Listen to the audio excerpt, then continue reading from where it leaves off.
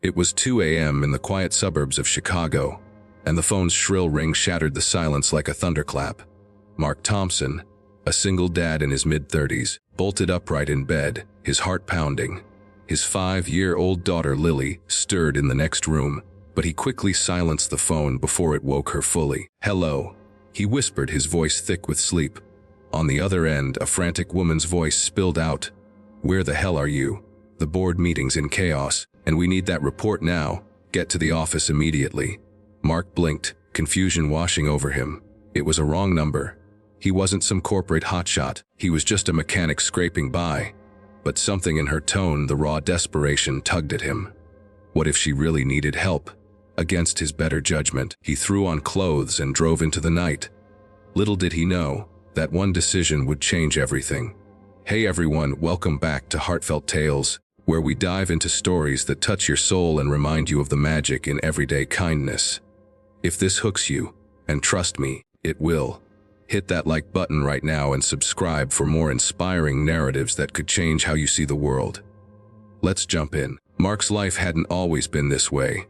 3 years ago, he was happily married to Sarah, his high school sweetheart, living in a cozy apartment in the Windy City. They had dreams, big ones. Sarah was an artist, painting vibrant canvases that lit up their home, while Mark fixed cars at a local garage, saving for a house with a backyard for the family they planned. Then came Lily, their miracle baby after years of trying. But fate had other plans. A drunk driver on a rainy night stole Sarah away, leaving Mark shattered, drowning in grief and bills. He quit his job to care for Lily full-time at first, but reality hit hard. Now he worked odd hours as a freelance mechanic, fixing engines in driveways while Lily slept, barely making rent on their tiny one-bedroom in a rundown neighborhood. Nights like this, when exhaustion clawed at him, he wondered if he'd ever climb out of the hole. The address from the call led him to a gleaming skyscraper downtown, the kind of place where suits buzzed like bees in a hive. The lobby was empty, save for a security guard who eyed Mark's worn jeans and oil-stained jacket suspiciously. "I'm here for, the emergency," Mark said, feeling foolish. The guard buzzed him up to the 40th floor, where the elevator doors opened to chaos. Papers strewn across a conference table, laptops glowing, and in the center, a stunning woman in her late 30s, pacing like a caged lioness. Her dark hair cascaded in waves, her sharp suit hugging curves that spoke of confidence and power. This was Elena Vargas, CEO of Technova, a rising star in Silicon Valley's satellite office in Chicago. Her eyes, a piercing green, locked onto Mark as he stepped in. "Who are you?" she demanded, her voice a mix of exhaustion and authority. Mark explained the wrong call, how he'd misdialed. Wait, no, she'd misdialed. But instead of dismissing him, Elena's face softened. "You drove all the way here. At 2 a.m. for a stranger." Mark shrugged, rubbing his neck. "Sounded like you needed help." "I couldn't just hang up." In that moment, something sparked. Elena, usually armored in boardroom battles, felt a crack in her facade. Her assistant had flaked. The report was due for a multi-million-dollar deal at dawn, and she was alone.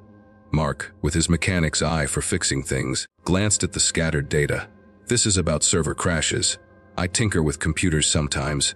Fixed my buddy's network last week." Skeptical but desperate, Elena let him sit. As the hours ticked by, Mark's practical mind untangled the mess, spotting errors her tech team had missed. By 5 a.m., the report was salvaged. Elena leaned back, exhaling. "I can't believe it, you're a lifesaver." But as Mark stood to leave, she grabbed his arm, her touch electric. "Wait, you can't just go. Tell me about you." Over coffee in her office, with the city waking below, Mark opened up. About Sarah, Lily, the endless struggle. Elena listened, her own walls crumbling. She was a powerhouse, divorced from a neglectful husband, childless by choice to chase her career. But hearing Mark's story stirred something deep, a longing she hadn't admitted. "Come back tomorrow," she said. "I want to offer you a job. Tech support, entry level, but with potential. And bring Lily, we have on-site daycare." Mark hesitated. A corporate job, but the pay was double what he made now, and Lily needed stability. He accepted, stepping into a world of glass offices and endless meetings. The first weeks were a whirlwind. Mark's blue-collar grit clashed with the polished XX, but his quick fixes earned respect. Elena mentored him personally, their sessions stretching late. One evening, as rain pelted the windows, she confessed over whiskey, "I built this empire, but it's lonely at the top. Mark's hand brushed hers and the air thickened. Their eyes met, desire flickering like a flame. She leaned in, her lips soft against his, tasting of ambition and vulnerability. What started as a kiss ignited into passion. They tumbled onto the couch, clothes shedding in a frenzy. Elena's body was a masterpiece, curves yielding under his calloused hands, her moans echoing in the dim light. Mark explored her with reverence, his touches igniting fires she'd long suppressed. They moved together in a rhythm of need, her nails raking his back as waves of pleasure crashed over them. It was raw, intense, a connection born from shared brokenness. But challenges loomed. Mark's new role meant long hours and Lily started acting out. Tantrums at daycare, clinging to him at night. "Daddy, why are you always gone?" She'd whimper, her big eyes mirroring Sarah's, guilt gnawed at Mark. Then there was the office gossip, whispers about the CEO's pet project, insinuating favoritism. Elena faced board pressure too. A rival exec, jealous of her success, dug into Mark's background, threatening to expose their budding romance as a conflict. One night, after a heated argument with Elena about boundaries, Mark stormed out, doubting everything.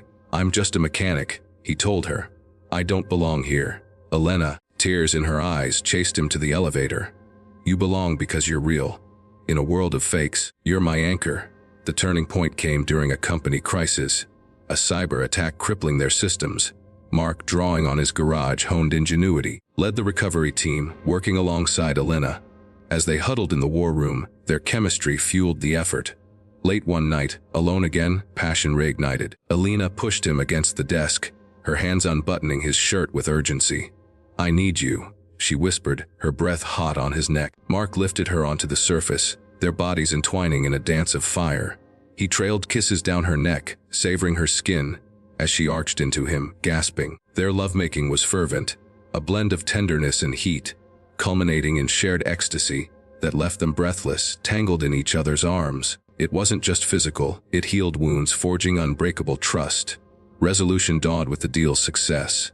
The board, impressed by Mark's heroics, promoted him to lead tech ops. Elena addressed the rumors head-on, declaring their relationship openly, challenging the old boys club. Mark balanced work with fatherhood, enrolling Lily in art classes, Sarah's legacy. One weekend they all picnicked in Grant Park, Mark, Elena, and Lily laughing under the sun. Elena knelt hugging Lily. "I love your daddy and I love you too."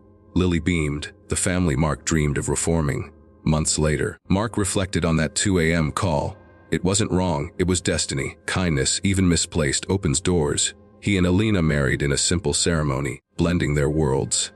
Technova thrived, but more importantly, so did they. And that's the story, folks. A reminder that one act of compassion can rewrite your life. If this moved you, smash that like button, subscribe for more tales of hope and heart, and turn on notifications so you never miss out. What's your wrong number story? Share in the comments below. Until next time, keep believing in the unexpected.